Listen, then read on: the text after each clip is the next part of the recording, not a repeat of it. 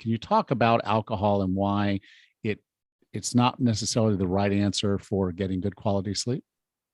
It's not at all the right answer for getting good quality sleep. I'm sorry to relay. And I say that as someone who does still enjoy a drink. This isn't me saying, and everyone should quit alcohol, because I would be a hypocrite if I said that. But I used to also be that person who I didn't necessarily use alcohol as a sleep aid per se. I wouldn't come home and have a nightcap just for the sake of being able to fall asleep. But I have been guilty of having that extra drink at happy hour, knowing that it was going to help give me that extra push. And the crazy part is I knew that in a few hours I was going to wake up and feel horrible.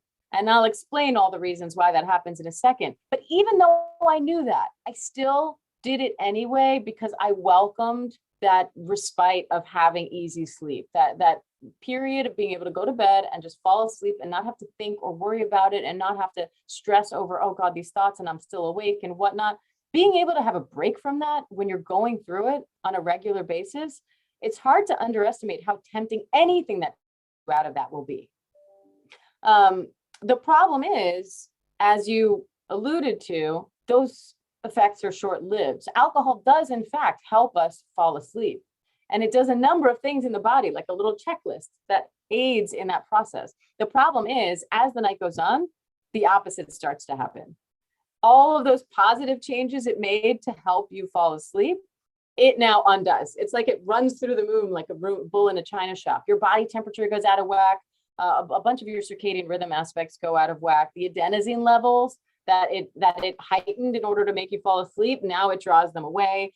And so what will often happen is we'll fall asleep great, but then suddenly we wake up in the middle of the night. For me, it manifests in kind of an extreme way where I will often wake up in the middle of the night. I feel like my heart's racing, I'm sweating, and that's not even counting if you actually drank enough to be hungover, which is a whole, we all know, well, most of us probably know what that's like every now and then, right? But I'm not even just talking about being hungover. I'm talking about the impact on just your sleep itself, right? You feel dehydrated and now you can't go back to sleep because you feel all revved up.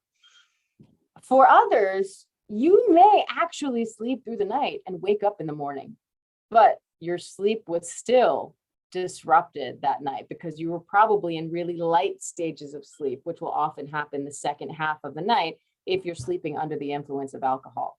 And so for some people, you might not even realize how damaging that alcohol is being to your sleep. But if you were hooked up to a sleep monitor, you would see it black and white. And so there are a few things you can do to mitigate some of these impacts. And I go through them in the book, just, really practical things. But ultimately, the only way to avoid the impact of alcohol on your sleep is time. And so the best thing to do, if you're going to have that drink at happy hour, have it a little bit earlier. Don't have the wine, maybe have the wine when you get home instead of having it with dinner, if dinner is not going to give you enough time to process the alcohol. But you want to give yourself an hour per drink, ideally, so you can process that alcohol before you actually go to sleep, so that when you go to bed, you're sober and you can sleep through the night just fine. And so that's kind of what changed for me. It's not so much that I quit drinking. Not that I'm a big drinker, but I didn't feel that I had to quit drinking in order to sleep well. But I now, instead of using alcohol for its, sleep as a sleep aid, I now take steps to try to avoid the impact of alcohol on my sleep, even if I am consuming it.